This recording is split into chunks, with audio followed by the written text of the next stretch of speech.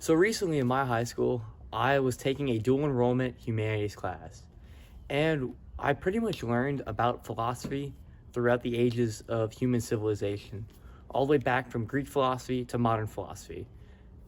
And philosophy is, in my opinion, one of the most important subjects to learn because it teaches you how to live your life in a moral and happy way in which no other subject teaches you.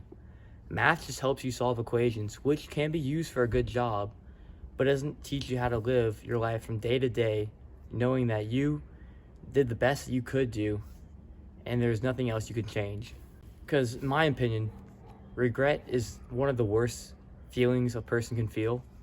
And if you regretted that you did something in the past because it was immoral, or you hurt somebody else, or you caused pain in the world, that's going to hit hard. That's why I think learning philosophy, understanding it, and implementing it in your life is so crucial to one's happiness. So, during my class, we had to read Justice by Michael Sandel, which the book came out in 2009, so it's about 15 years old, but it provides some really, really good examples of morals and different philosophies in which different philosophers taught. And I'm going to go in the exact order that my class went. So first we learned about Aristotle. So in this book, Aristotle begins in chapter 8 on page 184, and it's who deserves what. So the book talks about a cheerleader who was a freshman in her high school, and she loved cheer, but she couldn't do it because she was in a wheelchair. So does she deserve to be on the cheer team, or does she deserve not to be on the cheer team because she can't perform any of the stunts that the other cheer girls can? And Aristotle would look at the situation like this. He would say, we need to define the purpose of the cheerleading team first, which he uses the word telos, which means the purpose, the end, the fulfillment. So, what is the purpose of a cheer team? Is it to engage the crowd as effectively as possible? Or is it to be able to perform stunts and be able to compete at a high level? More information about what Aristotle teaches that will help us come to a conclusion is he believes justice is honorific. So every time someone performs a just action, it should be honored. He also believes in eudaimonium, which means one's fulfillment and happiness. So it's not like happiness used today where it's pleasure. It's more like a happiness of fulfillment. How can you be fulfilled in one's life? And he thinks that fulfillment comes from following the virtues, and virtues of being kind, generous, just the common everyday virtues that we consider as good. And for Aristotle, the only way to build your character is through habit. So through repeated actions done over time, builds your character. So if you were kind to somebody every day, day after day, then your character will ultimately be a kind person. And Aristotle used his philosophy to defend slavery, which we know today that slavery is terrible and should not happen, but let's dive in to see how Aristotle defended it. He thinks that a person's eudaimonium or fulfillment, for each person, it's different. It's whatever fits them the best, whatever they can do the best. So a slave should be a slave if he is really good at being a slave. And a doctor should be a doctor if they are really good at being a doctor. It's whatever fits them the best. It's not about their choice. It's about what fits them the best. Aristotle also believed in a strong community because he thinks the community should help raise everybody to do the virtues correctly. And he also believes that politics or politicians should be virtuous. So we should vote for the most virtuous politician to run our government, not for the one who has the best laws or the best politics or can talk the best. So let's go back to the example as before. All of these examples, let's say, are real world examples. So this actually did happen to a girl. I would look at it like this with this knowledge. So the purpose of a cheer team on a Friday night high school football game is to engage the crowd and engage the crowd into the football game. So the cheerleader should be able to cheer on a Friday night football game, but once they go to nationals in Florida or wherever they go, then that cheerleader on the wheelchair should not be able to go because she cannot perform the stunts that the cheer team requires. So she cannot fulfill their cheer team's telos. But she can fulfill the cheer team's telos on a Friday night football game. So the next chapter that we studied in my class is utilitarianism, which starts on page 31, and it's chapter 2 in the book Justice. And utilitarianism is all about the consequences of your action. So it's not about why you chose to do that action or what the action is. It's just about the consequences and how can we maximize pleasure over pain.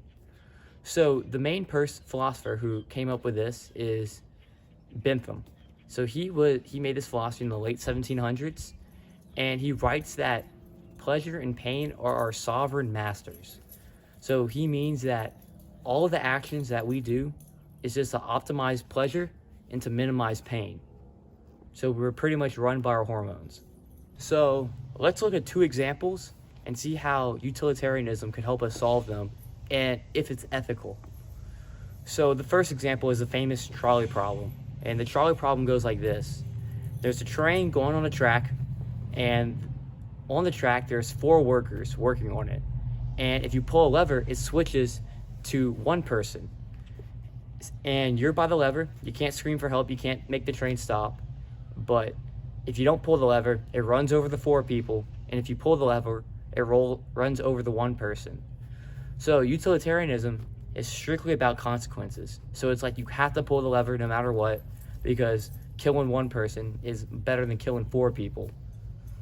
So now let's say, instead of pulling a lever, there's a bridge over the train, and there's a fat person on the bridge.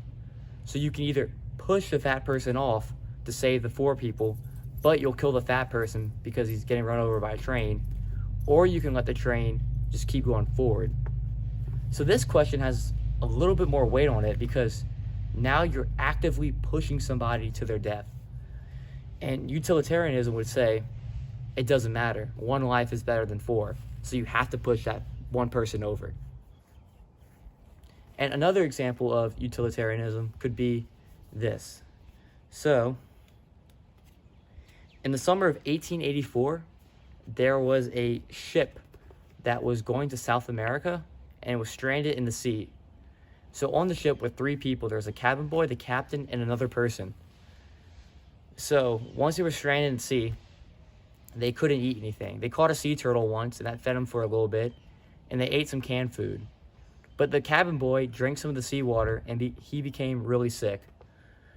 So after 21 days stranded, the captain and the other dude decided to kill the cabin boy in order to eat from him so they can survive.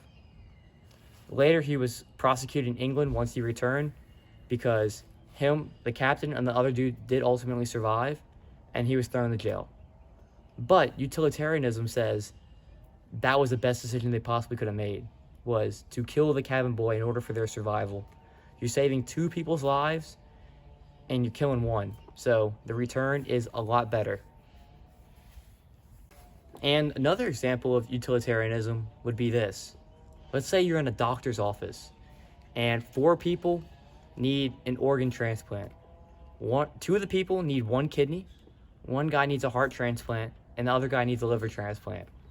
And in the waiting room, there's a healthy patient with 2 healthy kidneys, healthy liver, and a healthy heart.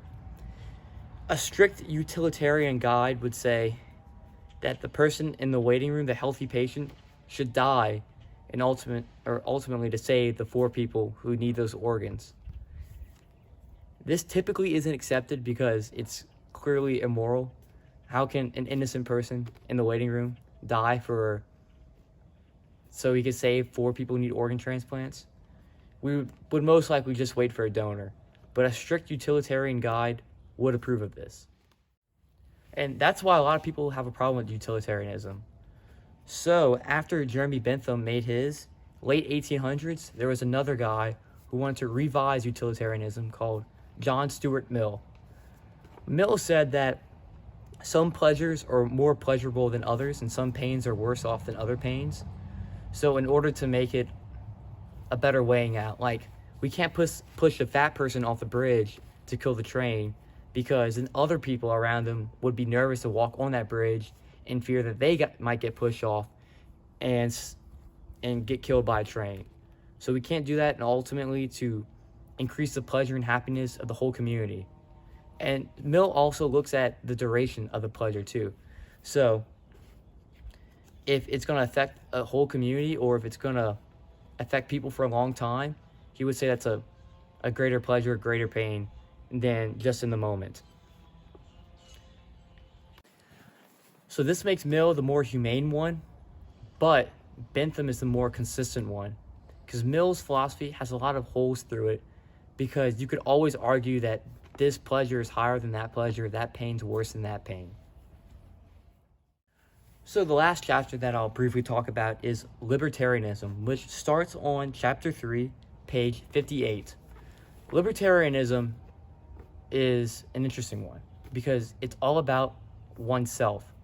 The basis of its philosophy is that I own myself. Every person owns themselves. So you are free to do whatever you want. And this is more of a political philosophy too, but the government should not infringe on any of my freedoms. The government should only protect the freedom of life. So murder would be illegal, and you can't go out and harm someone else's life. But besides that, you can do whatever you want. There would be no taxes and no other laws. No seatbelt laws, no helmet laws, no minimum wage.